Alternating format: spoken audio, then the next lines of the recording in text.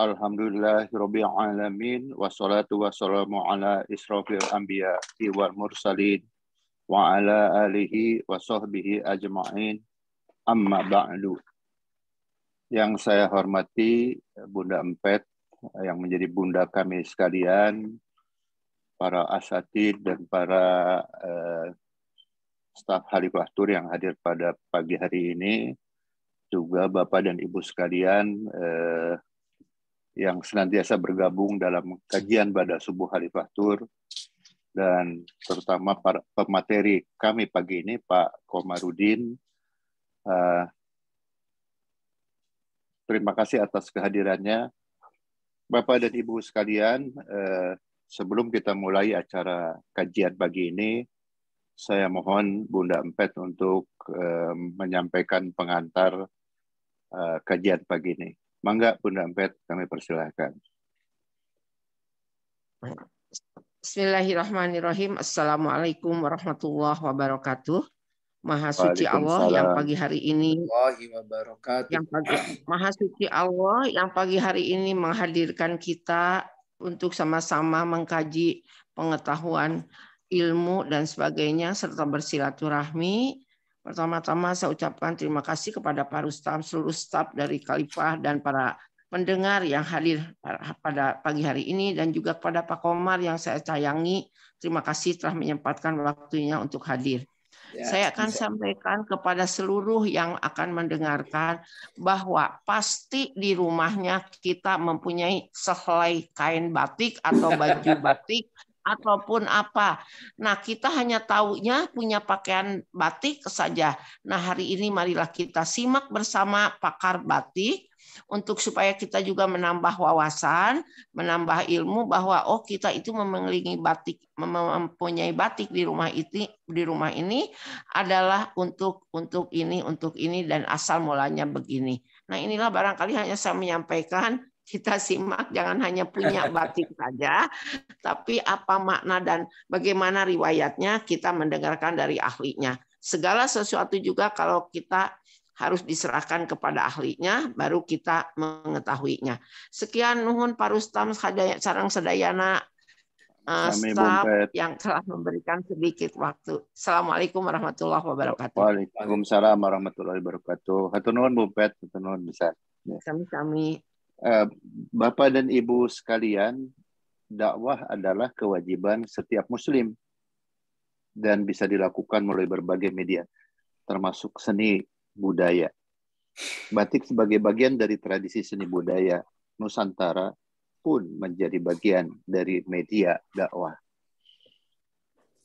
Kita tahu bahwa Wali Songo pun sangat concern dengan batik. Konon kabarnya murid Sunan Gunung Jati berdakwah sambil mengajarkan teknik membatik. Ini nanti didalami oleh Pak Komar kalau ini. Kemudian Sunan Kalijaga pencetus surjan lurik. Sunan Derajat terkenal dengan batik derajat yang bermotif bunga teratai. Atau Sunan Gresik yang memiliki batik motif mahkota giri.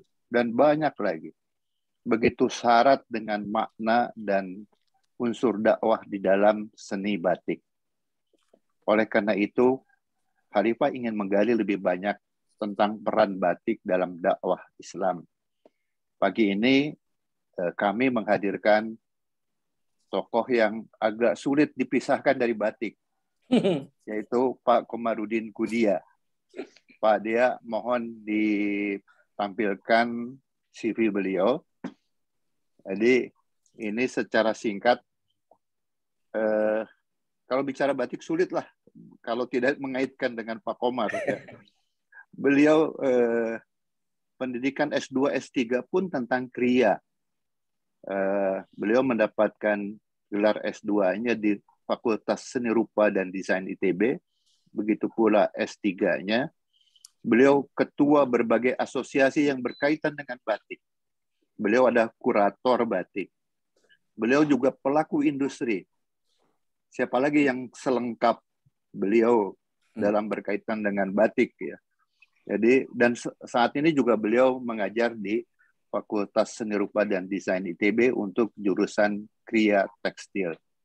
Begitu syarat tentang batik. Jadi saya yakin tidak salah memilih kami mengundang Pak Komarudin Kudia, sahabat baik saya, sahabat karib saya.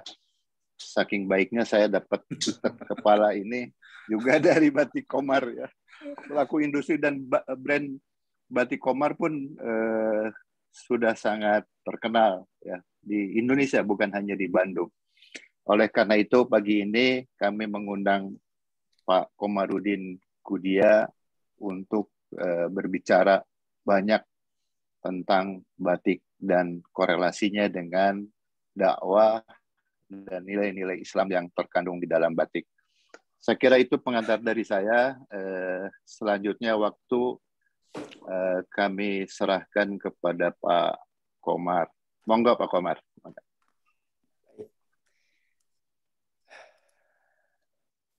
Izin sekalian saya share screen ya.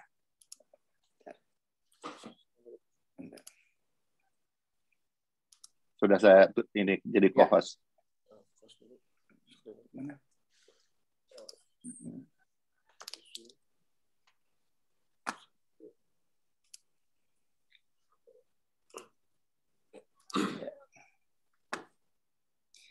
Sudah tampil Pak Rustam? Sudah Pak, sudah. Ya. Bismillahirrahmanirrahim. Assalamualaikum warahmatullahi wabarakatuh. Waalaikumsalam warahmatullahi wabarakatuh. Alhamdulillahi nahmaduhu subhanahu wa ta'ala hamdan yafi ni'amahu wa yukafi'u mazidah. Ya Rabbana lakal hamdu kama yanbaghi li jalali wajhika wa 'azimi sultanik. Subhanaka la nusi sana'a 'alaika anta kama anasta 'ala nafsik falakal hamdu wa lakal syukru 'ala dzalik. Allahumma shalli wa sallim habibina sayyidina Muhammad wa ala alihi wa ashabihi wa tabi'ina lahum bi ihsan ila yaumiddin. Allahumma inna nas'aluka salamatan fid din wa afiyatan fil jasad wa ziyadatan fil ilmi wa barakatan fi rizqi wa taubatan qabla al maut wa rahmatan indal maut wa maghfiratan ba'dal maut amma ba'du.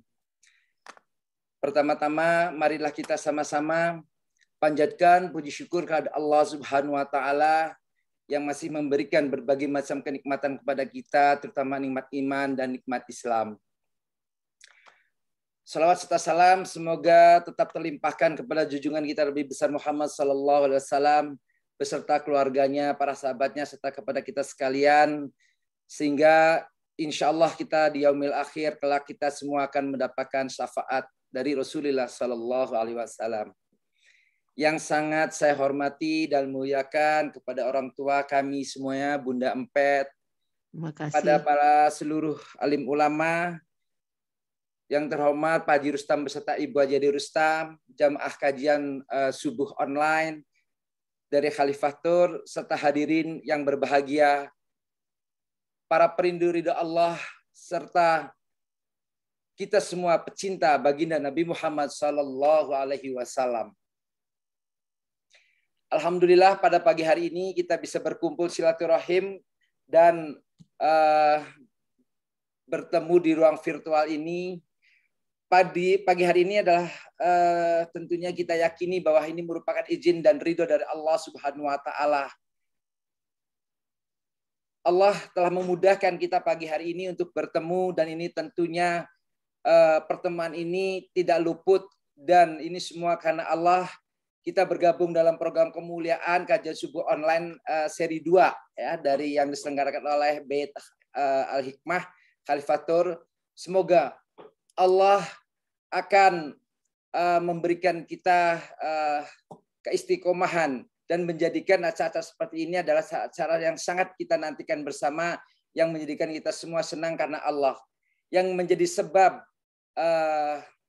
kita cinta saling bertemu adalah Allah, dan semoga Allah akan menambahkan kerinduan kita kepada program-program kemuliaan, dan semoga menjadikan kita bukan sekedar pemburu kemuliaan yang mencari kemuliaan, namun kita akan menjadi orang yang mengajak penyeru kepada penyelenggaraan program menuju kemuliaan, agar kelak kita akan dikumpulkan bersama baginda Nabi Muhammad sallallahu alaihi wasallam di yaumil akhir, di surganya Allah bersama orang-orang yang dicintai dan dikasihi. Saya bersyukur pada hari ini dan merasa bahagia karena diajak bergabung dalam acara program kemuliaan ini dalam kajian subuh online. Untuk itu mohon izin para sepuh, para alim ulama, insya Allah saya hanya ingin share pengalaman. Pada hari ini akan membawakan tema tentang nilai-nilai Islam dalam kriya batik tradisional. Insya Allah semoga penyampaian sharing pengalaman ini dapat mendatangkan manfaat bagi kita semuanya, khususnya bagi dunia seni dan kriya pusaka adiluhung bangsa Indonesia.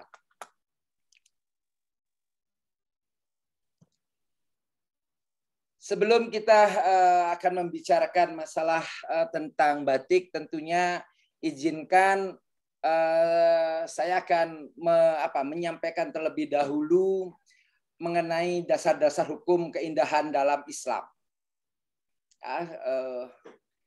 Apakah ada dalam Al-Quran terdapat ayat yang berbicara tentang estetika dan keindahan? Nah, nanti insya Allah saya akan menjelaskan tahapan-tahapan bagaimana seorang pembatik itu mengenalkan dengan karya-karyanya ini agar ada kaitannya dengan nilai-nilai Islam. Dan memang tadi sudah disampaikan oleh Pak Haji Rustam bahwa batik ini sesungguhnya adalah merupakan bagian warisan dari nenek moyang kita dalam menjembatani, menyampaikan nilai-nilai Islam dalam keseharian.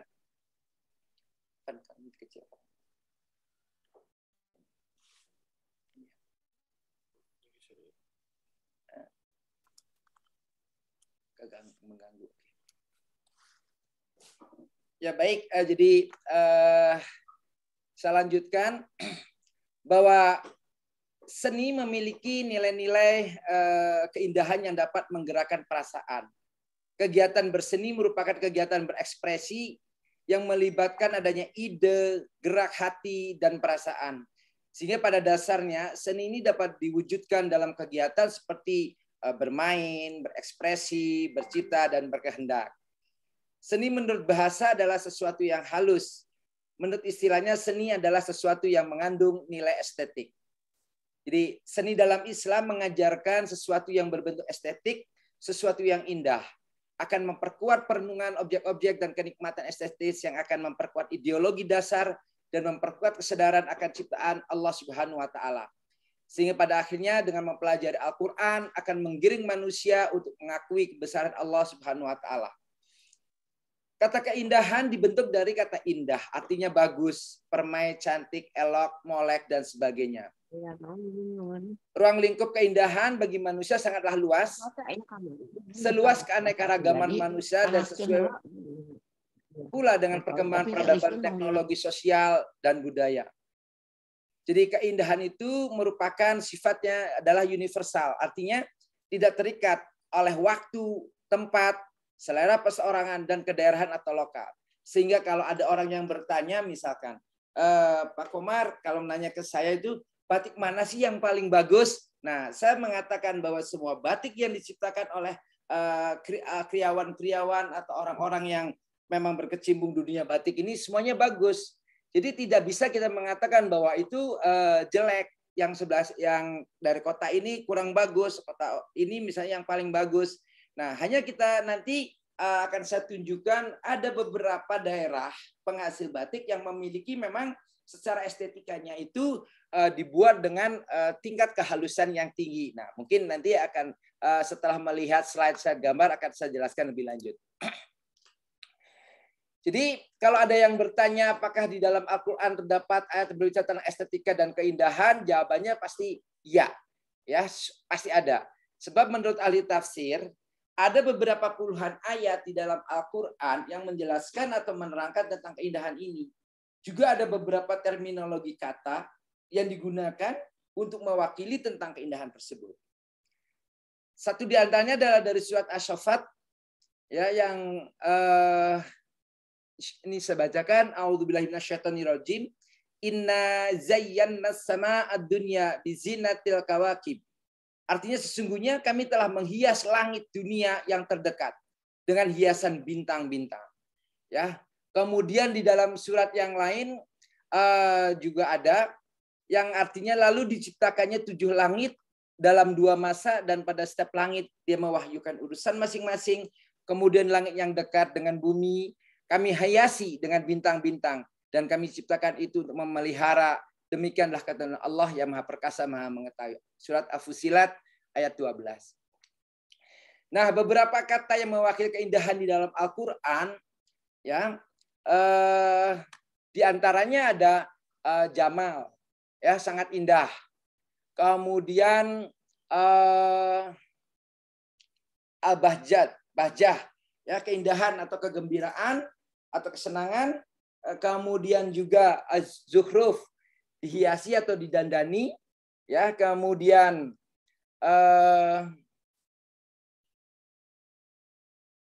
hasan, ada zinat, ada hilyah, taswil. Nah, ini semua mewakili kata-kata yang berhubungan dengan keindahan. Jadi beberapa ayat yang di Al-Quran itu sudah menerangkan, dan kita perlu memahami bahwa sangat erat kaitannya kalau kita melihat misalkan batik yang indah, batik yang bagus. Karena memang sesungguhnya keindahan itu telah Allah berikan kepada kita untuk menikmati apa yang telah diciptakan oleh Allah itu sendiri. Ya. Nah, kemudian apa saja asas-asas keindahan di dalam Al-Quran? Ya, begitu sempurnanya Allah terhadap segala ciptaannya, hingga pada pengaturan segala hal yang kecil tidak luput dari pengetahuannya, yang begitu sempurna melengkapi segala keindahan yang bisa dinikmati oleh seluruh makhluknya. Ya.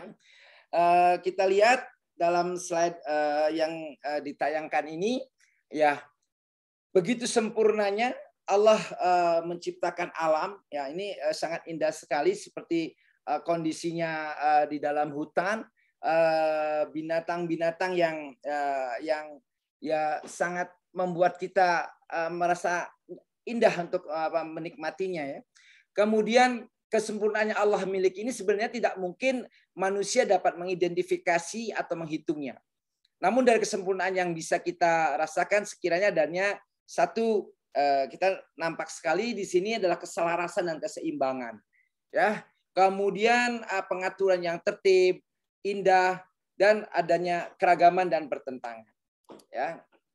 Jadi sebelum masuk ke materi batik ini, saya mencoba menyampaikan dulu kaitannya dengan apa yang ada di dalam Al-Quran tentang keindahan itu tersebut.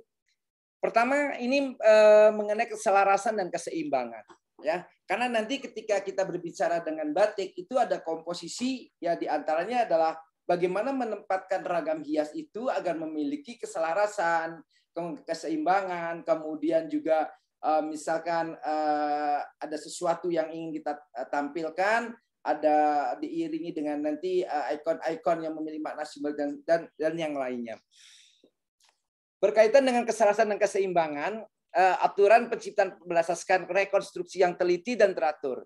Kita dapat merangkum poin ini di dalam Al-Quran, surat Al-Qamar ayat 49, terjemahannya. Dia telah menciptakan segala sesuatu dan menetapkan ukurannya dengan serapi-rapinya.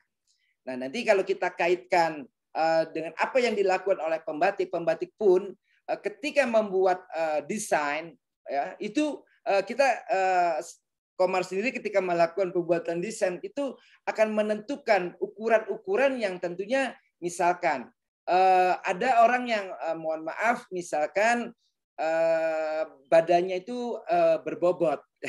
Jadi maksudnya badannya itu cukup seperti Komar sendiri gitu. Jadi ketika membuat ragam hiasnya, ikon-ikon atau motif-motifnya itu ya kita sesuaikan. Kalau terlalu besar ini akan memberikan kesan menambah lebar, ya, menambah badannya, menambah kelihatan besar sekali. Jadi kita tentukan ya ukuran-ukurannya sehingga akan membuat tampilannya itu menjadi slim atau lebih indah dan lebih cantik. Nah, di dalam surat At-Talaq juga itu ada ayat lain yang artinya dan kami telah menghamparkan bumi dan menjadikan padanya gunung-gunung serta kami tumbuhkan padanya segala sesuatu menurut ukuran. Nah, jadi ya maha besar Allah telah memberikan makhluknya, menciptakan makhluknya ini sudah dengan dengan tujuan keseimbangan, kemudian dengan keselarasan. Ya. Selanjutnya pengaturan yang tertib dan indah. Salah satu tanda yang penting dalam keindahan dunia adalah teratur, tertib, dan tertata sedemikian rupa. Jadi disebutkan dalam Al-Quran pada ayat yang berbeda. Di dalam surah Al-Hijr, dan kami telah menghamparkan bumi dan menjadikan padanya gunung-gunung, serta kami tumbuhkan padanya segala sesuatu menurut ukuran. Nah, kalau kita kaitkan dengan nanti dengan motif-motif batik, maka kita akan benar-benar melihat bahwa manusia melakukan ingin membuat sesuatu itu tentunya ya tadi ada menghitung ukuran kainnya sendiri maupun ukuran dari ragam hiasnya. Selanjutnya tentang keragaman dan pertentangan. Di atas bumi kita berpijak benda-benda berdampingan satu sama lain. Namun satu sama lain ini berbeda jenis. Misal dalam sebuah perkebunan terdapat anggur, pertanian, dan kurma. Terdapat pohon-pohon buah yang beraneka ragam yang mana terkadang tumbuh dalam satu batang, terkadang pula tumbuh dalam 2 batang. Lebih mengherankan dan mereka semua mengkonsumsi dari satu air. Nah, kita lihat satu motif satu bentuk tumbuhan tanaman anggur saja kita bisa menyaksikan berbagai macam warna, berbagai macam ukuran. Nah, ini menunjukkan sekali lagi kebesaran Allah, kemahasucian Allah ketika menciptakan berbagai macam tanaman. Nah, kalau kami sebagai pembatik atau masyarakat pembatik ketika melihat objek-objek seperti ini adalah sebuah merupakan literasi yang kita pindahkan dari wujud buah-buahan yang indah ini menjadi bentuk bentuk batik. Nah, kita juga menentukan warna-warnanya itu bentuk-bentuk seolah-olah mimesis dari objek-objek yang kita wujudkan menjadi ragam hiasnya. Allah Subhanahu wa taala berfirman tentang keanekaragaman itu sebagai berikut. Di antara tanda-tanda kebesarannya menciptakan langit dan bumi dan aneka macam perbedaan bahasa dan warna kulit. Sungguh yang demikian ialah tanda-tanda bagi orang yang berpengetahuan. Ar-Rum ayat 22. Nah, kita ke slide berikutnya. Apakah ada dalam Al-Quran berbicara tentang warna? Nah, ini ya. Subhanallah kita bisa melihat keindahan warna-warna kain sutra dan alhamdulillahnya ini hampir semuanya keindahan warna sutra ini dibuat di Jawa Barat. Jadi bersyukur kita di Jawa Barat memiliki beberapa daerah penghasil kain tenun yang ibu-ibu sering gunakan nih. Biasanya warna-warna sutra yang indah ini oleh ibu-ibu digunakan sebagai pelengkap untuk busananya. Jadi kainnya biasanya kain batik, tapi sutra yang atasnya itu sutra polos. Dan ini alhamdulillah semuanya produksi dari Jawa Barat yang ada di Garut. Ya, jadi begitu indahnya teksturnya, warnanya. Kerajinan tenun Garut, kerajinan tenun Jawa Barat itu ada di 5 kota. Ya, ada di Majalaya, kemudian juga ada di Garut, ada di Tasik, ada di Sukabumi yang bagus itu, dan satu di antaranya ada di Cirebon. Nah, ini yang masih sampai sekarang itu masih berproduksi. Jadi alhamdulillah kita di Jawa Barat juga memiliki berbagai macam kain-kain seperti ini. Jadi apakah di dalam Al-Quran itu berbicara tentang warna? Ya, jawabannya pasti ya. Jadi beraneka ragamnya keindahan warna-warna, beberapa ayat Al-Quran telah mengisyaratkan kepada aneka ragamnya warna-warna. Al-Quran mengingatkan kita bahwa warna hijau adalah warna surga yang melambangkan kenikmatan dan kesenangan. Jadi ketika orang memaknai sebuah warna, misalkan warna hitam, warna merah, warna biru, karena memang Allah sendiri telah menunjukkan bahwa warna pun itu melambangkan beberapa arti. Di antara adalah kenikmatan dan kesenangan. Di dalam Al-Insan, mereka memakai pakaian sutra halus berwarna hijau dan sutra tebal. Dan dipakaikan kepada mereka gelang yang terbuat dari perak. dan Tuhan memberikan kepada mereka minuman yang bersih. Ini jelas sekali bahwa warna-warna memberikan arti sehingga manusia dengan akal pikirannya yang Allah berikan dengan kesempurnaannya, maka setiap hari kami pun mencoba mengekstrak bagaimana agar warna-warna, mengekstrak tumbuhan, tanaman itu agar menghasilkan warna-warna yang tadi, yang lembut, warna-warna yang intinya adalah warna-warna yang bisa memberikan kepuasan kepada kita sebagai penggunanya. Bapak dan Ibu serta seluruh hadirin yang hadir pada pagi hari ini yang insya Allah dimuliakan Allah, kita semua patut bersyukur ya bahwa Allah telah menciptakan manusia dengan akalnya itu akhirnya apa, berkreasi membuat selain tadi adalah kain-kainnya, kemudian bagaimana agar kain-kain ini memberikan nilai lebih itu dikombinasi atau ditingkatkan dengan kolaborasi dengan para pembatik. Nah, kita sudah hampir masuk ke mengenai tentang batik dan seninya. Adakah macam seni yang dilarang dalam Islam? Nah, ini juga perlu ya, karena ada beberapa yang kadang-kadang alergi terhadap motif-motif batik gitu, karena katanya akan mengganggu ketika sholat, kemudian kita mengganggu pandangan kita sehingga nanti akan mengganggu ketika kita sedang sholat. Nah, kita lihat dulu apakah seni di dalam Islam, apa saja yang seni yang dilarang dalam Islam. Syekh Muhammad At-Thahir bin Asyur ketika menafsirkan ayat-ayat yang berbicara tentang patung-patung di zaman Nabi Sulaiman menegaskan bahwa Islam mengharamkan patung karena agama ini sangat tegas dalam memberantas segala bentuk kemusyrikan yang demikian mendarah daging dalam jiwa orang-orang Arab serta orang-orang selain mereka ketika itu. Sebagian besar berhala adalah patung-patung sehingga Islam mengharamkannya. Karena alasan tersebut bukan karena dalam patung-patung terdapat keburukan, tetapi karena patung itu dijadikan sarana bagi kemusyrikan. Kaum Nabi Saleh terkenal juga dengan keahlian mereka memahat. Sehingga Allah berfirman, ingatlah olehmu di waktu Tuhan menjadikan kamu pengganti-pengganti, memberikan tempat bagimu di bumi. Kamu dirikan istana-istana di tanah-tanah yang datar, dan kamu pahat gunung-gunung untuk dijadikan rumah. Maka ingatlah nikmat-nikmat Allah, dan janganlah kamu merajalela di bumi membuat kerusakan. Kaum Samud amat gandrung melukis dan memahat, serta amat ahli dalam bidang ini, sampai-sampai relief-relief yang mereka buat demikian indah. Kaum ini enggan beriman kepada Allah, dan akhirnya semua dibinasakan. Jadi kalau kita melihat dari arti ayat Al-Quran itu, kalau misalkan kita membuat patung kemudian disembah, ini jelas. Ini akan mendatangkan kemusyrikan, dan ini sangat dilarang oleh Allah. Ya.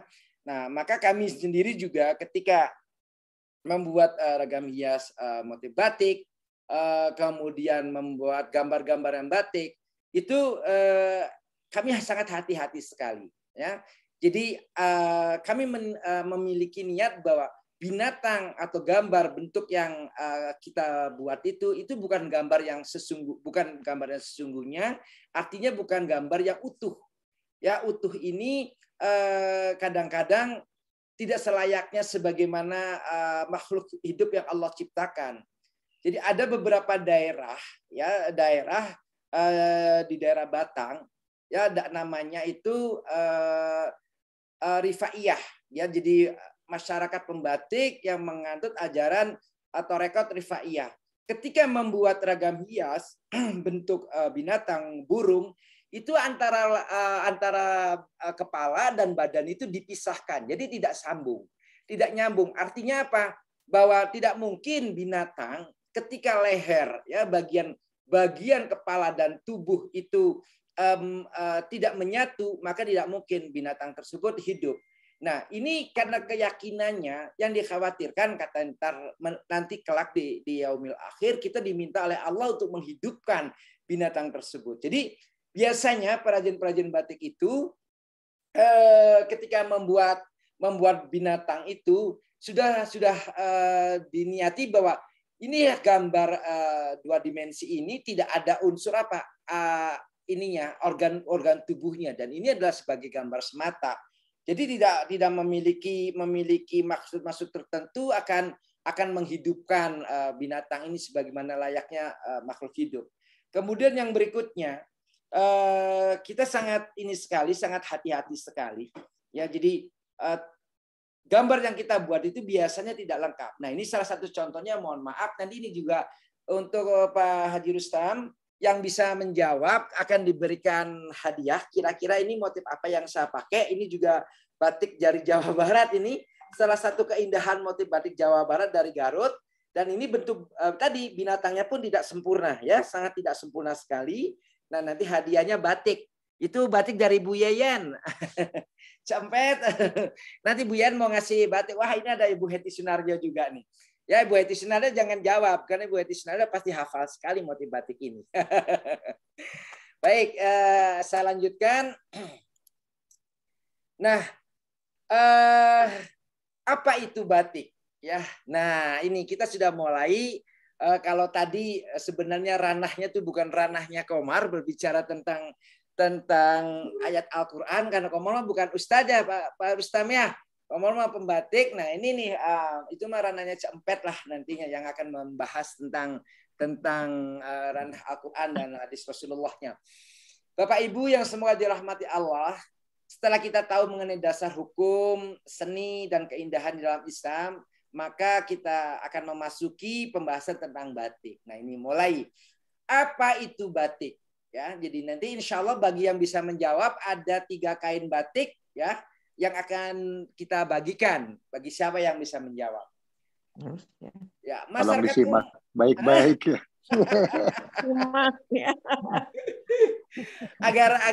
agar sama-sama nanti bisa bisa mengikutinya. Masyarakat umum meyakini berdasarkan pengamatan dan pengalaman itu masih banyak yang tidak bisa membedakan mana batik dan mana yang bukan batik.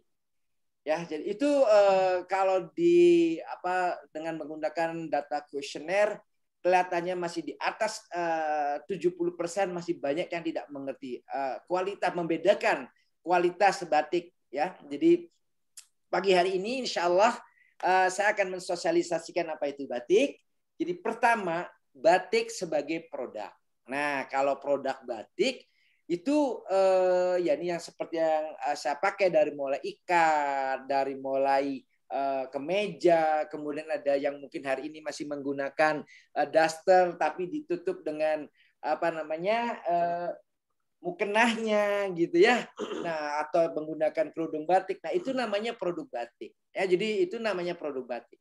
Adapun kalau pengertian batik secara istilah sebagai kriya, itu berupa kain-kain tradisional yang dari sisi pembuatannya memerlukan beberapa keahlian khusus dan butuh perlakuan yang khusus pula. Ya, nanti coba akan kita jelaskan, akan Komar jelaskan apa sebenarnya. Ya, jadi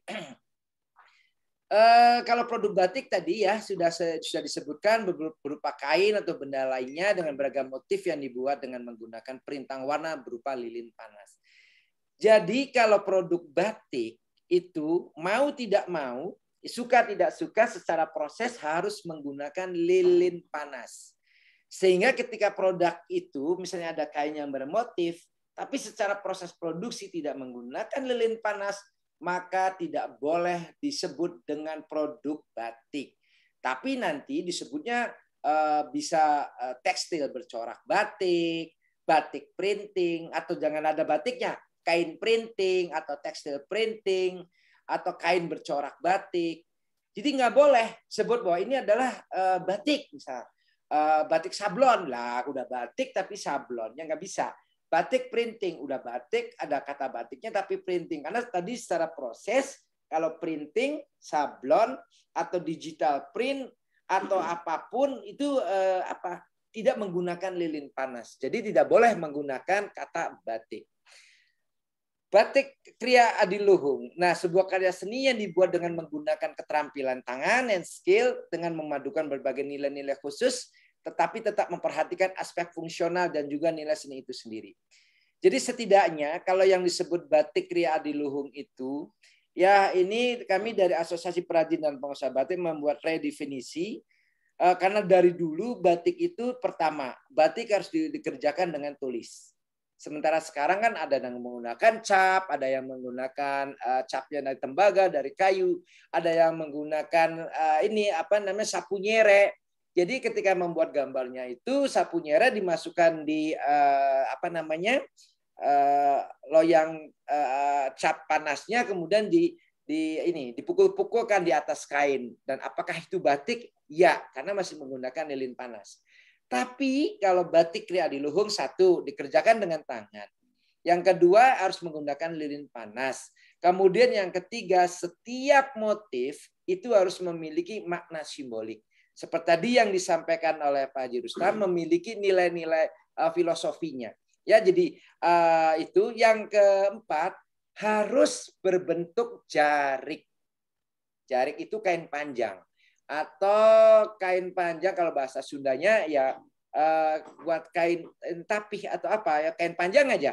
Kain panjang yang biasa digunakan untuk kalau pengantin, orang tua pengantin, nah seperti itu. Nah, yang kelimanya adalah digunakan untuk acara ritual-ritual tertentu. Nah, baru itu disebut dengan kriya batik Adiluhung.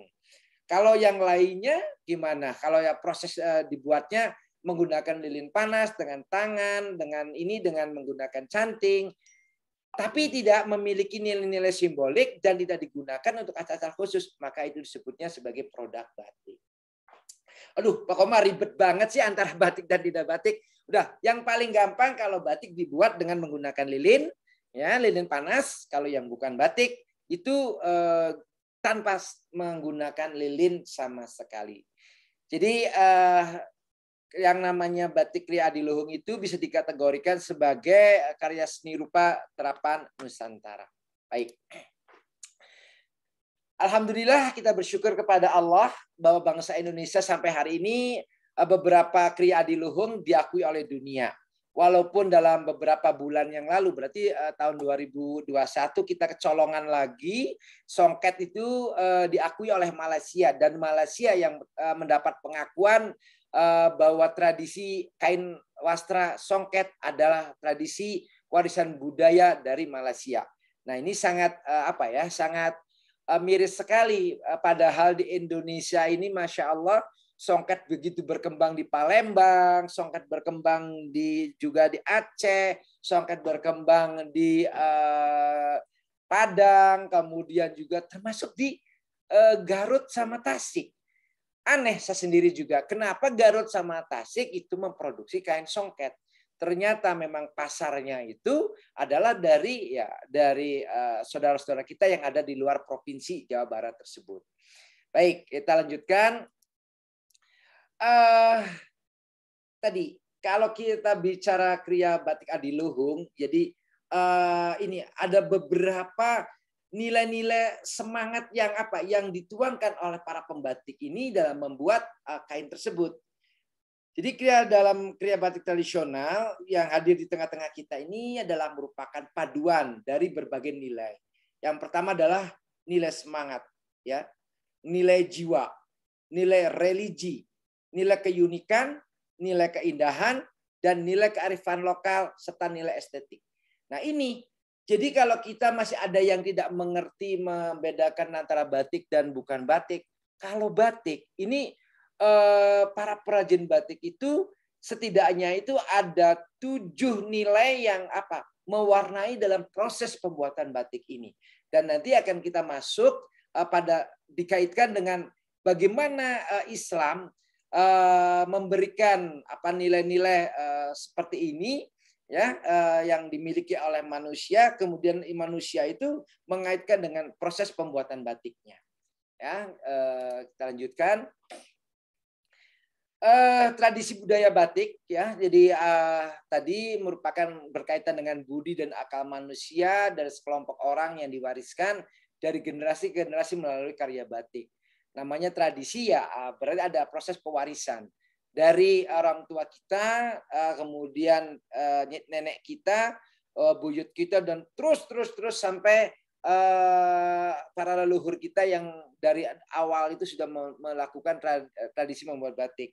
Alhamdulillah Komar sendiri adalah generasi kelima dari Cirebon, dari Trusmi, desa Trusmi maksudnya, yang mewarisi tentang tradisi membuat batik seperti ini. Dan alhamdulillah saya sudah melahirkan keturunan kami itu juga mencintai dan memproduksi batik, tentunya dengan kreasinya sesuai dengan ininya, dengan zamannya gitu ya, ke anak kami. Jadi APBI itu adalah Asosiasi Perajin dan Pengusaha Batik Indonesia. Tadi saya sudah menyampaikan kita telah meredefinisi tentang arti batik, karena Masya Allah sekarang ini banyak sekali orang yang memaksakan diri bahwa batik itu bisa kok dikerjakan dengan menggunakan guta atau dari biji asam Jawa, kemudian itu diproses sehingga menjadi seperti lengket seperti getah, dan itu bisa merintang warna. Tapi kami dari perajin batik mengatakan selama bukan dengan lilin padas maka itu bukan batik. Ya. Pak Komar, mohon maaf sebentar. Di slide sebelumnya kan ada motif batik. Ya. Apakah tidak akan dijadikan pertanyaan untuk pertanyaan kedua? Ini motif dari mana? Boleh. Tolong diperhatikan Bapak dan Ibu sekalian. Ini motif apa? Insya Allah pertanyaan kedua setelah motif yang tadi dipakai oleh Pak Komar. Silakan dilanjutkan, Pak. Berarti yang ini ya? Motif yang nampil ini? Oh iya. Boleh. Enggak. Ini tadi Pak Rustam sudah menyebutkan nih motif ini. Ya, di depan, di prolognya. Nah, ini ada batik asli. Ya, ini motif yang sebelah kiri, motif batik ini motif batik Sawung Galing, dan ini subhanallah, ini yang menciptakan motif ini adalah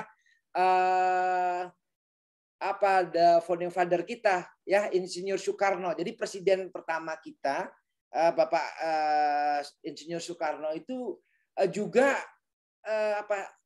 selain beliau itu senang kepada lukisan, dunia lukisan, banyak batik-batik yang beliau ciptakan. Satu di antaranya ini adalah motif Sawung Galing, ya, ini motif Sawung Galing, sangat terkenal sekali.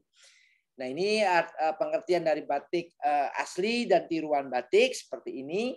Tadi sudah Komar jelaskan. Pokoknya kalau bukan menggunakan lilin panas, jangan dikatakan batik. Ya, baik. Nah, ini adalah peta penyebaran UMKM batik ya sebelum pandemi. Alhamdulillah kurang lebih ada di seluruh Indonesia ini cukup banyak sekali, ya, cukup banyak sekali. Tapi sekarang ketika kena pandemi ini turun drastis, ya, sampai 80% perajin batik telah meninggalkan kerajinan batiknya. Jadi kalau dulu itu ada kurang lebih sekitar 131.000 ya seluruh Indonesia, ketika kena pandemi 1,5 tahun menurun kurang lebih sekitar tinggal 25 ribuan. Dan ada beberapa kota batik di Jawa Barat pun yang termasuk yang sudah tidak ada pembatiknya lagi karena sudah tidak kuat lagi memproduksi batik dan tenaga kerjanya itu berpindah pada profesi-profesi lainnya. Itu ini sekilas saja mengenai jumlah perajin batik. Tapi alhamdulillah dari tahun 2021 di bulan September ketika PPKM itu berhenti, kita kegiatan pembatik itu sudah mulai lagi tumbuh, ya. Jadi mudah-mudahan aja kita bermohon kepada Allah, hanya kepada Allah lah yang akan semuanya bisa menyelamatkan, menumbuhkan kembali gairah para perajin batik. Dan akhirnya kalau misalnya perajin batiknya itu sudah normal kembali, yang pasti itu akan daftar lagi ke Khalifah untuk ikut tur-tur yang dibuat oleh Khalifah. Gitu. Amin, amin. Terima kasih Pak Komar. Iya, seperti itu ya Pak Rustam ya. Baik, akan saya lanjutkan. Ini sudah mulai ini tentang batiknya sendiri ya. Kita lihat di sini ada batik dibagi menjadi budaya batik dan produk batik. Jadi kalau udah bicara budaya batik, Masya Allah, maka kita akan berbicara tentang nilai-nilai budayanya, nilai-nilai estetiknya, nilai sejarah, falsafah, kemudian intrinsik, ekstrinsik, dan identitas.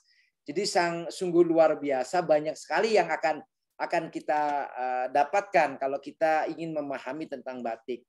Kalau hanya sampai batas produk batik, ya kita tentunya tahunya produk-produk batik itu jenis-jenis batiknya, nilai ekonomi, nilai teknologi, nilai pariwisata, pendidikan, dan nilai estetik juga ada. Ya, baik. Nah, sekarang kita masuk kepada kualitas batik. Tadi Pak Rustam menggunakan batik katanya, kemudian ikat batik. Jadi secara proses batik ini ya nanti akan ada produk batik cap dan batik tulis. Ya, batik cap dan batik tulis. Ya, kualitas produk batik mulai batik tulis, batik cap, dan kombinasi batik tulis dan cap. Kalau batik tulis ini menggunakannya canting, ini yang seperti ini. Kepalanya dibuat dengan tembaga, kemudian ada ujungnya.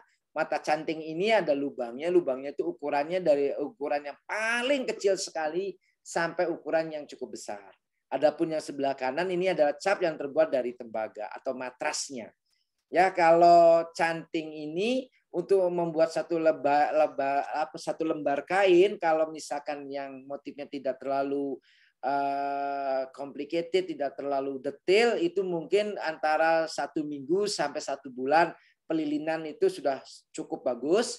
Tapi kalau cap untuk membuat satu lembar kain yang hampir sama, ya hampir sama pelilinannya, satu lembar itu hanya dikerjakan dalam hitungan 2 jam. Nah, jadi betapa jauhnya perbedaan waktu ya antara pembuatan batik cap dan batik tulis. Tapi kalau sudah berbicaranya nilai estetik, nggak akan bisa dibandingkan ya antara cap dan tulis. Jadi di situ nilai-nilai keistimewaan dari batik. Nah, jadi ini yang sebelah kiri ini adalah perajin batik yang menggunakan canting yang membuat batik tulis. Adapun yang kanan ini adalah batik cap. Ya, alhamdulillah kami memiliki 4.000 desain cap lebih.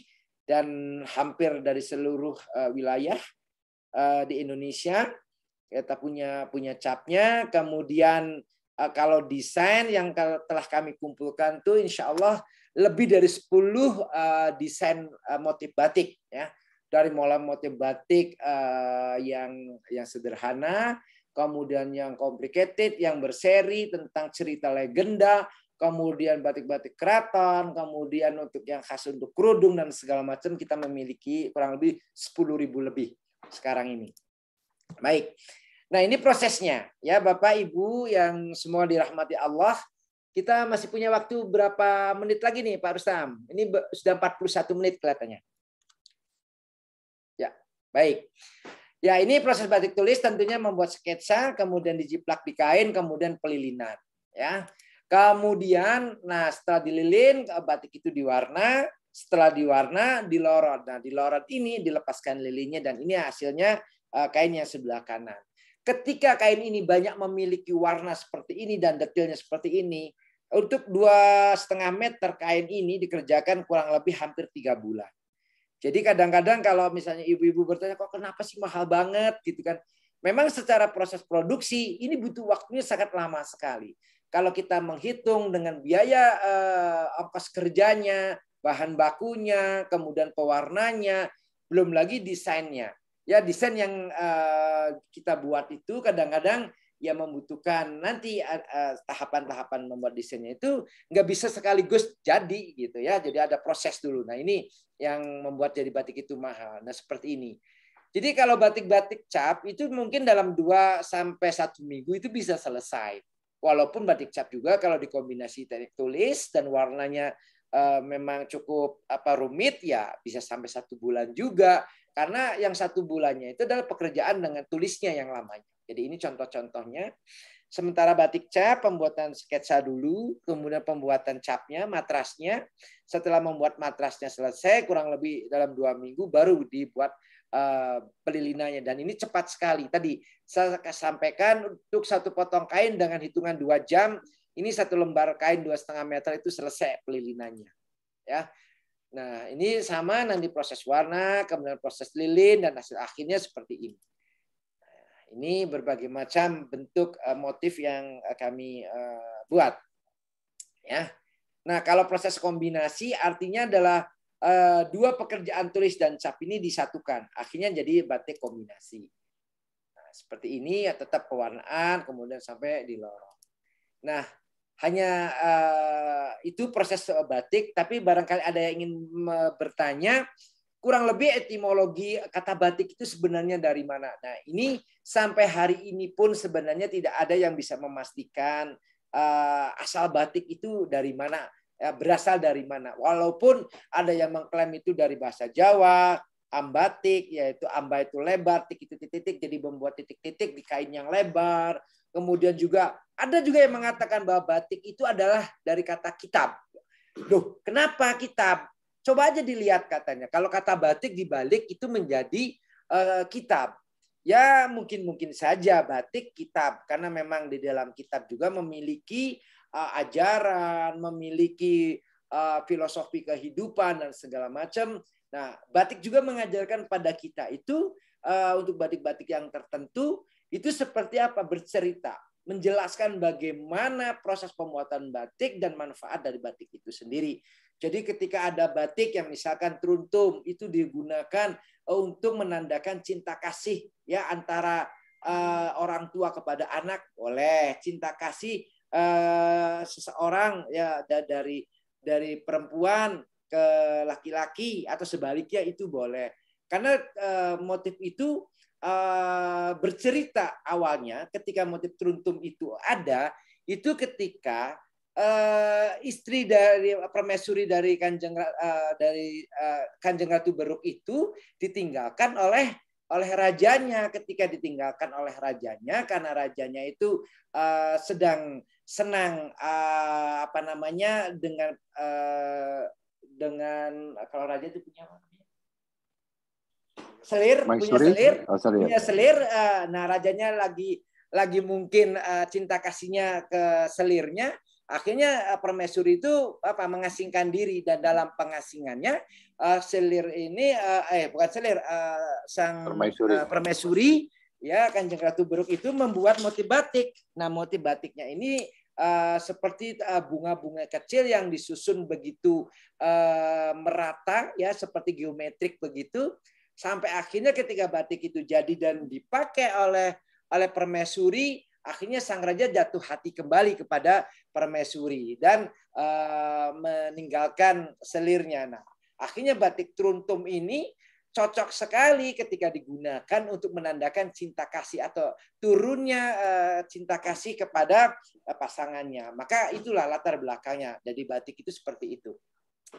Kemudian ada juga yang mengklaim bahwa batik ini berasal dari huruf ba.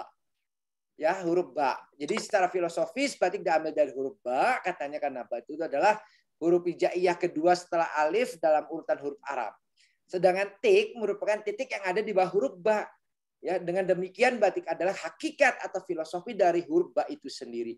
Jadi memang banyak sekali ini Pak Jirsam yang mengklaim bahwa kata batik itu dari mana, itu dikembalikan lagi kepada kita ya, mau mengambil yang mana. Bahkan baru beberapa bulan yang lalu saya baca buku malah dari batik itu dari India ya, dari India asal usulnya sampai menjadi batik. Jadi itu semua akan kembali kepada kita mau yang mana yang akan kita ambil. Baik.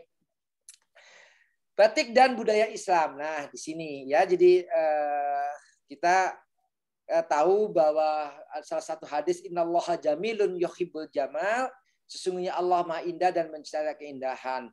Jadi dari dasar itulah manusia membuat karya-karya batik yang indah, karena memang sesungguhnya Allah sendiri adalah mencintai keindahan. Maka kita lihat ini kayak model batik-batik seperti ini dikerjakannya Masya Allah bisa lebih dari 6 bulan ya untuk membuat karya-karya batik seperti ini, seperti lukisan gitu. Jadi semakin detailnya semakin lengkap, semakin tinggi nilai estetiknya, maka ini akan memberikan nilai estetik yang tinggi dan tentunya berbanding lurus dengan berapa batik itu harganya gitu ya. Boleh jadi, tahu Pak Komar, batik terlama yang pernah dibuat berapa bulan? Berapa bulan? 6 bulan. Iya. Ada yang lebih dari 6 bulan, Pak? Ada yang setahun sampai 2 tahun. Kawan-kawannya Komar ada yang membuat batik sampai 2 tahun. Tapi ya harganya juga ya mohon maaf, itu rata-rata di atas 100 juta. Masya Allah. Dan kalau kawan-kawannya ada yang menjual 200 juta, ada yang 250, itu memang Masya Allah. Batiknya bolak-balik itu warnanya berbeda. Yang depan warna hijau, yang belakangnya warna ungu. Ya, jadi warnanya itu tidak bolak-balik sama. Dikerjakannya bolak-balik juga, itu kelebihan dari tekniknya. Tapi bagaimanapun juga saya bersyukur, kami bersyukur pernah membuat batik dengan nilai harga yang sangat fantastis ya. Tahun 2005 Pak Haji Rustam. Ya. Di pameran itu ya, yang koleksi yang khusus di Sisi. Ya, menyelendangi gedung sate, kemudian digelar di Silang Monas sampai Bundaran HI, itu kalau dirupiahkan nilainya 400 jutaan, itu dibeli oleh Yayasan Batik Indonesia. Ya alhamdulillah. Jadi ya pernah lah ngalamin jual batik mahal, tapi kalau sekarang katanya Pak Komar kalau jual batik jangan mahal-mahal ya, katanya. Ya Cik Heti ya, itu ada Ibu Heti itu. Ya iya Bu, saya bilang. Cik Ida juga, ini kenapa sih Yan kalau batiknya mahal-mahal pisan? Udah buatnya Cik Ida, saya bilang ini udah hampir setengah tahun gitu. Baik, jadi bila dilihat dari sisi produk. Ya mengerti lah, mahal. Pikirnya susah, jadi, berbulan-bulan ya Pak ya. Laras Ibu.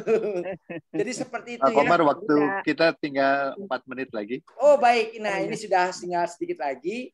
Ya, jadi ya nilai-nilainya itu ada nilai sabar, nilai berbagi, tolong menolong. Padahal ini Masya Allah ya kita itu orang tua kita di abad 15 pernah membuat suluk perawan batik Tumekam Babar. Ini sangat luhur sekali karena suluk ini ya di dalamnya itu menanamkan nilai-nilai ajaran Islam. Ya untuk kaum perempuan dalam menyiapkan diri dalam menjalani kehidupan sejak remaja hingga menjadi ibu rumah tangga yang akan melahirkan generasi muda yang memiliki jiwa yang luhur dan mulia. Melalui laku batin, berkarya melahirkan keindahan batik tradisional yang terus menjadi kebanggaan setiap pasang mata, yang dimanja dengan motif serta coraknya yang penuh dengan nilai-nilai simbolik yang menyertainya. Jadi dari abad ke-15, Pak Haji Rustam, bahwa orang tua kita, leluhur kita itu telah menyiapkan agar anak-anaknya ketika membatik itu sambil ini dibacakan suluk. Nah ini kayak gini suluknya ya pakai bahasa Jawa. Ya, mungkin nanti lain waktu karena ini insya Allah tahun ini akan lahir buku tentang ini. Laku batin sempurnanya batik lagi saya selesaikan tulisannya.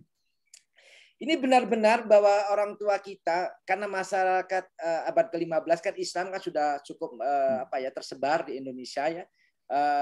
Terutama di Jawa, dan orang tua kita membuat suluk-suluk yang begini yang sangat menyentuh hati dan artinya tidak jauh dari bagaimana menyiapkan dari mulai niatnya berpuasa, membuat maknanya, sampai ada istilah di situ surga dan neraka. Subhanallah. Jadi melorot itu ketika menghilangkan lilin itu artinya adalah pelebur dosa. Jadi ketika kita kondisi tubuh kita banyak dosa, maka itu harus nanti di yaumil akhir kita akan menjalani proses peleburan dosa, masuk neraka dulu. Nah itu diibaratkannya dengan kain batik yang penuh dengan lilin. Lilin itu bisa saja kotor karena nempel. Kalau dulu kan pembatikan kan pakai tanah dan itu kotor, ketika direbus dengan proses pelorodan maka seluruh kotorannya akan jatuh, hilang dan jadilah batik yang bagus. Baik, ini saya singkat beberapa kutipan-kutipannya. Di sini juga berbicara tentang adanya nafsu ya, tentang nafsu lawamah, muhamam, ma'ina, ya kemudian rodia, mardia, kamila. Nah, itu ada di dalam ini. Tuh lihat, kita lihat di sini ya, di Cirebon itu tadi sudah disinggung masa Cirebon. Di Cirebon pun ada kitab Babon Syatariah dari Kepeguran Keprabon, Kesultanan Cirebon, itu bagaimana mengungkap begitu luhurnya motif trate itu ya dimaknai dengan berbagai macam dan itu dikaitkan dengan apa? Dengan hati manusia. Ya, ini sangat luar biasa. Jadi kitab-kitab ajaran Babon dari Tarekat Syatariah yang ada di Cirebon itu benar-benar dikaitkan bagaimana bentuk trate yang diibaratkan sebagai hati itu, karena hati pun manusia itu berlapis-lapis ya, dari mulai ada syadrun, qadrun, syirun, lubun dan semuanya itu melambangkan ini lapisan-lapisan dari trate. Jadi kalau tadi Pak Haji Rustam menyampaikan ada motif terate, inilah di Cirebon. Ya, subhanallah, bahwa itu melambangkan adanya lapisan hati yang ada di dalam hadis qudsi. Aku jadikan pada tubuh anak Adam, manusia itu qasrun, istana. Di situ ada sadrun, dada, sadrun. Di dalam dada itu ada qalbun, tempat bolak-balik ingatan. Di dalamnya ada lagi fuad, ada jujur ingatannya. Di dalamnya pula ada syagaf, kerinduan. Di dalamnya lagi ada lubun, merasa terlalu rindu. Dan di dalam lubun ada sirun, rahasia. Sedangkan dalam sirun ada aku. Nah, ini ada diskusi. Nah, ini oleh masyarakat tarekat Syataria Cirebon diwujudkan menjadi batik namanya Taman Terate. Ya, jadi Taman Terate, dan saya alhamdulillah mencoba menggali kembali menjadi motif batik yang baru menjadi Taman Telaga Terate. Gitu. Baik. Nah, ini bentuk Taman Telaga Terate, hasil karya saya yang pada waktu mengerjakan menyelesaikan. Masya Allah. Ya, Indah ini sekali Pak Komar. Ya, dan kalau kita lihat di dalamnya itu banyak sekali, artinya di situ ada terdapat kanzun mahfian, tempat pada posisi di atas, kemudian di bawahnya Megamendung. Ini ada di Taman Sunyaragi, dan ini tempat untuk apa? Berkhawatnya para sultan. Ya, jadi ketika sultan melakukan khawat, menyendiri, kemudian melakukan komunikasi ya dengan Allah. Satu di antaranya adalah tempatnya adalah di Kanjun Mahfian ini atau Gedong Samar. Nah, seperti itu. Nah, ini waduh Masya Allah sudah habis waktunya, dan ini tinggal slide-slide-nya aja. Motif batik pun bisa kita wujudkan menjadi, ini adalah kain penutup jenazah. Ya, alasannya kenapa dibuat kain seperti ini, karena dulu ada konsumen batik saya bercerita bahwa bosnya itu ketika meninggal ditutupnya sama spray saja gitu kan, tidak memiliki kain batik walaupun orang Indonesia. Ya mungkin karena bukan orang Jawa atau bukan orang Sunda gitu ya. Jadi seperti itu. Padahal kalau bilang aja minjem ya, nanti dipinjemin ya Pak Haji Rustam ya. Siap. Nah, ini adalah kain-kain penutup jenazah yang Masya Allah ini juga kalimat-kalimat yang ya ini seperti tahlil la ilaha illallah Muhammadur Rasulullah. Kemudian tadi juga ini wa ma taf'alu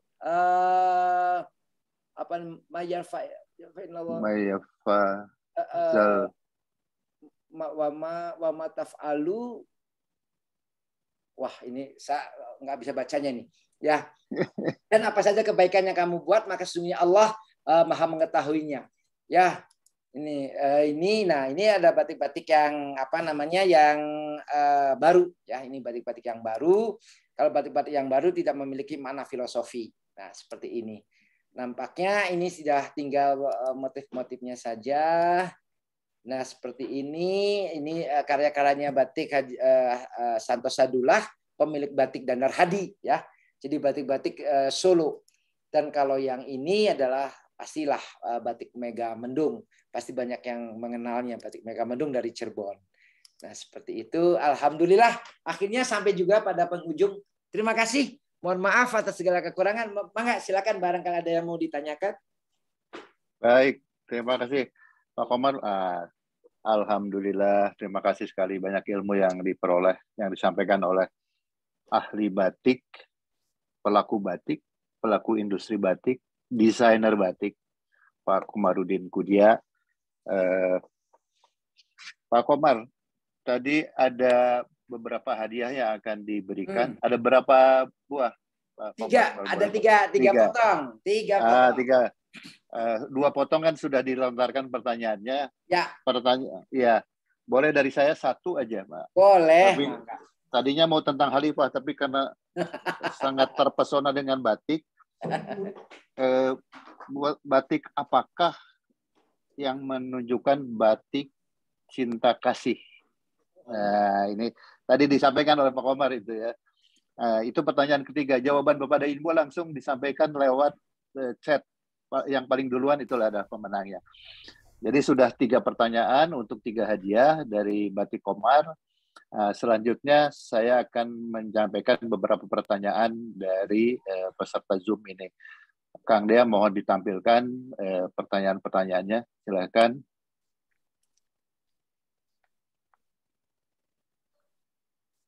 Itu sampai 2 tahun ya Pak Komar ya? Iya. Sampai 2. Masya Allah. Masya Allah sampai 2 tahun. Itu lilinnya juga harus bagus sekali itu. Kalau lilinnya jelek retak gitu. Iya. Saya sampai tidak tega membelinya, Pak, karena saking lama. Padahal nggak mampu Silakan, beli Pak. maksudnya. Ini Iya. pertanyaan pertama dari Bu Wina Anggani. Silakan. Iya, pertanyaan pertama dari Ibu Wina. Assalamualaikum. Bagi laki-laki pemakai kain dari sutra dihindarkan, sedangkan beberapa hasil batik yang terbaik kualitasnya berdasar dari bahan sutra. Apakah olahan kain batik yang berdasar sutra tersebut murni sutra atau sudah ada penambahan bahan lain? Mohon pendapatnya. Mangga Pak Komar, langsung dijawab saja dulu. Baik, jadi karena memang kita memang ada hadisnya ya mengenai kita dilarang menggunakan sutra itu. Karena yang dikhawatirkan ketika menggunakan sutra itu timbul kesombongan. Nah, itu sudah menjadi perbincangan kami di para perajin batik maupun perajin pembuat kain sarung gitu ya.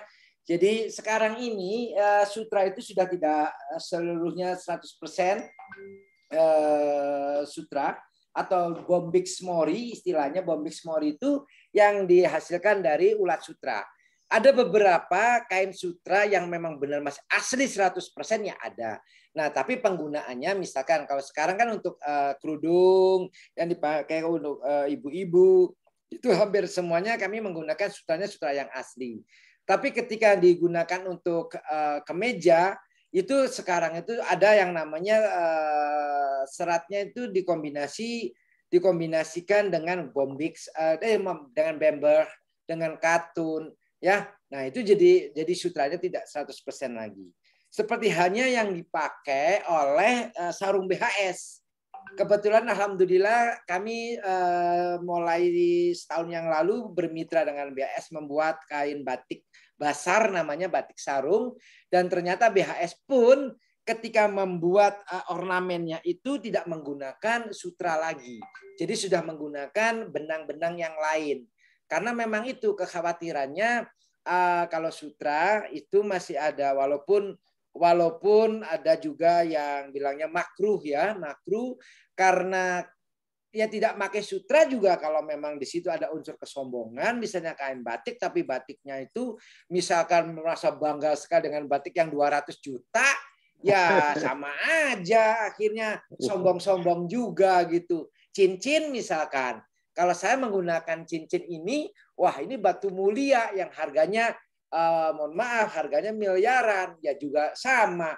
Tapi nggak pakai batik. Nah, kesombongannya itu akan muncul. Maka selama tidak menggunakan, tidak ada unsur kesombongan, maka ada yang membolehkan. Gitu. Jadi, tapi kalau ingin yang aman, tentunya kita kan harus menghindari yang subhat itu. Ya udah, kita menggunakan katun aja, tapi kalau pengennya tetap bergaya dalam arti misalkan ingin menunjukkan kualitas dari pakaian yang kita pakainya, ya udah ambillah batiknya batik yang halus gitu. Demikian.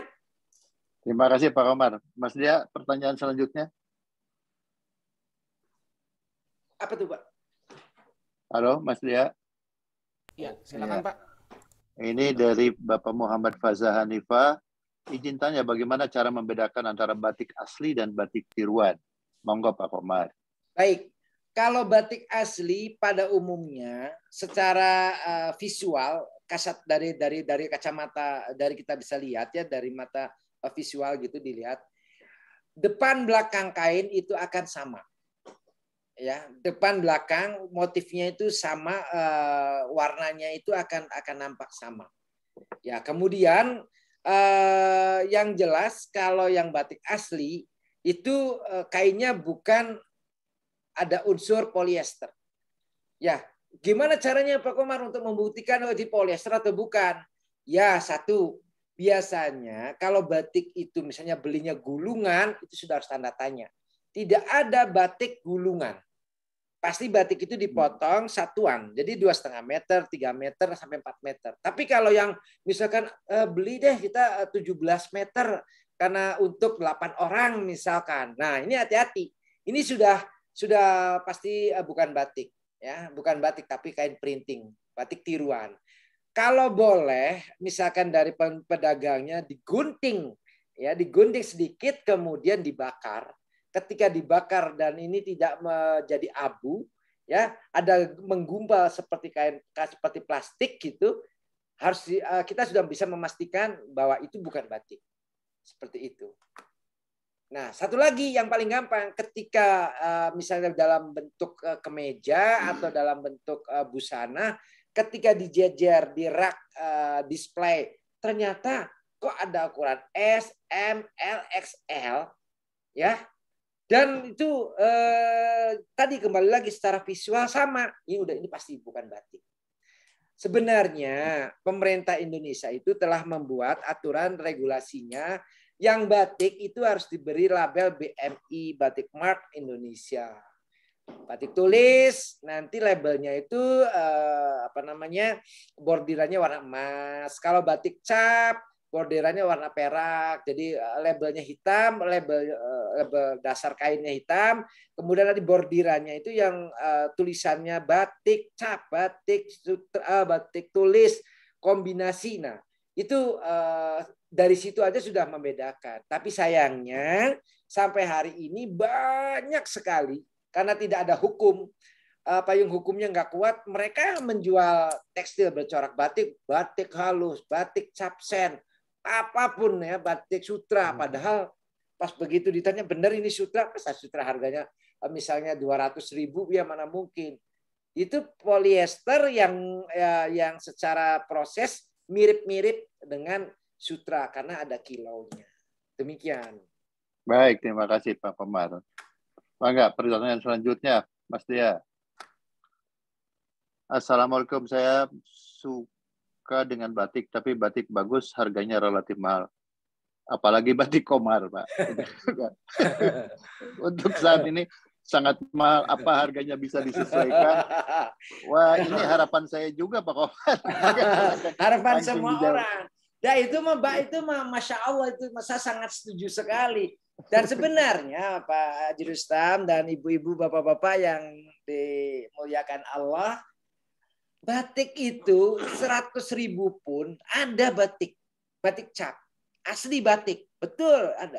Tapi ya warnanya, motifnya, dan juga ukurannya yang mestinya 2 meter mungkin jadinya 180 cm gitu ya. Kainnya juga kain karena kain aja, kain katun itu dibagi kain katun prima, katun primissima. Di primanya mereknya ABCD, di primissima ABCD. Nah, ini saja sudah ada perbedaan yang sangat signifikan nanti mengenai harga. Belum lagi zat pewarna. Pewarnanya pewarna reaktif, pewarna naphtha, pewarna indigo sal. Ini harga pewarnanya beda. Ada yang sekilo 2,5 juta, ada yang sekilo 300.000. Ya kan, ada yang sampai sekilo 4 juta. Kita mau pakai pewarna apa ini? Ya kan? Boleh bawa pewarna sendiri, Pak, biar lebih murah. Jadi kalau bicara batik, Masya Allah itu sangat signifikan dan sangat variatif sekali. Jadi kalau pengen murah, ya insya Allah sebenarnya ada. Ya bukan di Komar saja, di tempat-tempat lain pun ada batik cap yang 200.000, 150.000, 75.000. Tapi ya tadi, nanti kualitas kainnya, kemudian proses pengecapannya juga tidak tidak detailnya itu kadang-kadang agak sedikit geser, ada overlapping motifnya, kemudian juga ya tidak tepat lah, tidak presisi lah, seperti itu. Ya. Baik, terima kasih Pak Komar. Karena waktu sudah agak hampir di penghujung acara, saya ingin membacakan dulu siapa pemenang kuis yang akan mendapatkan door prize dari Batik Komar. Untuk pertanyaan pertama, jawabannya apa Pak Komar? Batik yang dipakai Pak Komar? Siapa nih yang menjawab? Ada nggak yang menjawabnya motif merak ngibing? Ada. Ada saya. Apa orang Tasik mah? Nah, itu mungkin itu Ibu Wina ya. Ibu Iya. Wina, ya. Penggemar Batik Komar.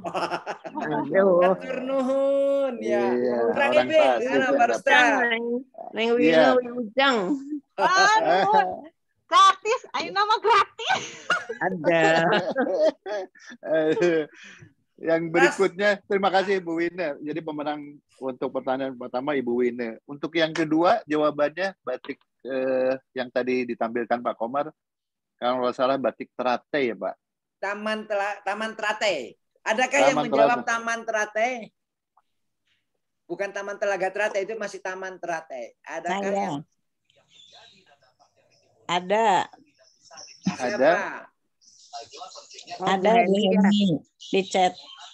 Oh, di chat katanya. Chat. Apa Pak Dea mohon, Kang Dea mohon di chat, benarkah Ibu Sebentar, Heni saya cek dulu ya, Pak. Mulyati? Sebentar. Ibu Yuni batik motif Teratai dari Cirebon. Apa betul Pak Komar? Ya, ada tamannya sebenarnya. Tapi kalau misalnya Teratai saja boleh lah. Betul, Boleh. Pak. Bu Yuni tadi Bu Yuni berarti ya, Oke, nomor 2 Pak kalau ya. gitu Ibu Yuni Hmm. untuk jawaban kedua. Nah, untuk yang ketiga Mohon Pak. batik Truntum ya Pak Komar ya? Betul, Truntum. Yang Taruntum boleh, Truntum boleh, Truntum juga boleh. iya. Baik, Tadi kalau gitu Bu pemenangnya Ibu bukan Siapa? Ibu Nelly. Bu Lita tadi Pak yang pertama ya, yang Truntum. Oh, bukannya Bu, saya Bu, ya? Bu Nelly Sadak untuk Bu Truntum. Nelly. Betul, Bu ya. Nelly. Iya, Nelly. Bu Nelly. Alhamdulillah. Wilujeng Bu, iya. Ibu Ya, mungkin Bu Nelly Tapi- nuhun tuh Wilujeng. iya, Mohon cempet. Kami sambung. tapi motifnya sanes dalam rangka merubah raja untuk permaisuri kan Bu ya? Enggak ya Pak ya. Insya Allah Iya. ya. Iya. Hatur nuhun. Alhamdulillah. Hatur nuhun Bu Wilujeng, Bu Nelly. Jadi sudah ada 3 pemenang, yaitu Ibu Wine, Ibu Yuni, dan Ibu Nelly. Mohon dicantumkan di chat mungkin atau menghubungi Khalifah aja Bu. Nanti Kang Dea bisa mencantumkan nomor HP-nya ya. Oh, boleh. Nomor HP-nya. Enggak hatur nuhun Pak. Sami-sami Bu.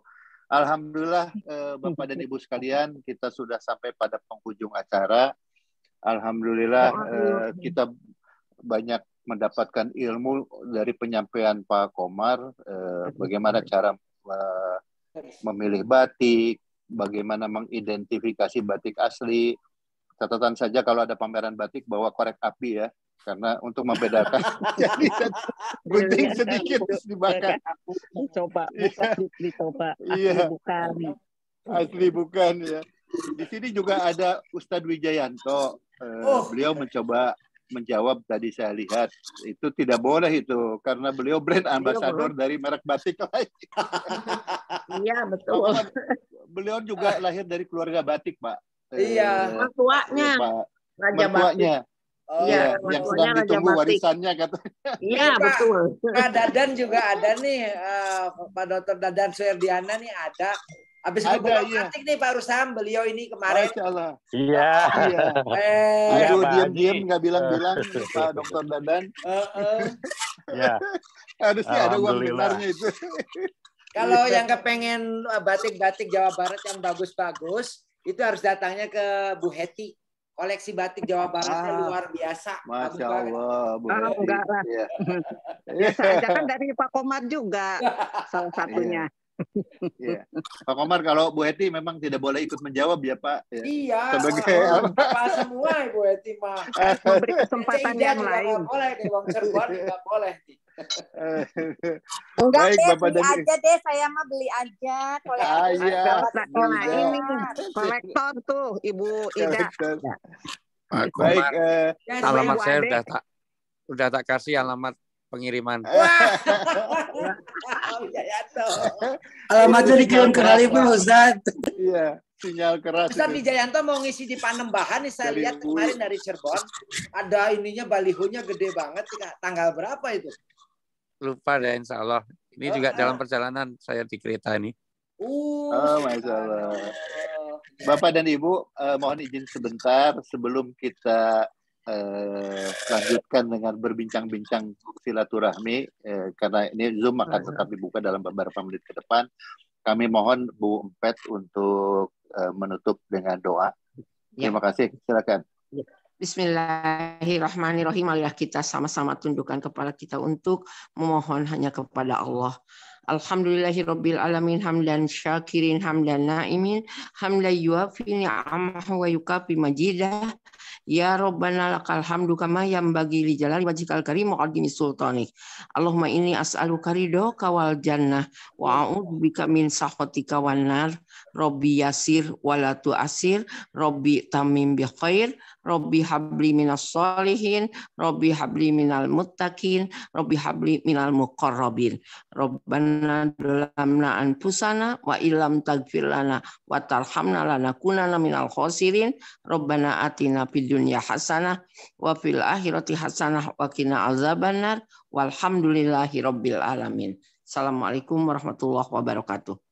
Waalaikumsalam warahmatullahi wabarakatuh. Terima kasih Ibu Empet, terima kasih Pak Komar, terima kasih Bapak dan Ibu sekalian yang sudah hadir, terima kasih para asatid. Mari kita tutup dengan membaca doa kifaratul masjid. Subhanakallahumma bihamdika asyhadu an la ilaha illa anta astaghfiruka wa atubu ilaik. Wassalamualaikum warahmatullahi wabarakatuh. Silakan kalau mau ngobrol-ngobrol. Atur nuhun sadayana, mohon izin. Sama-sama. Mohon izin, Sadayana.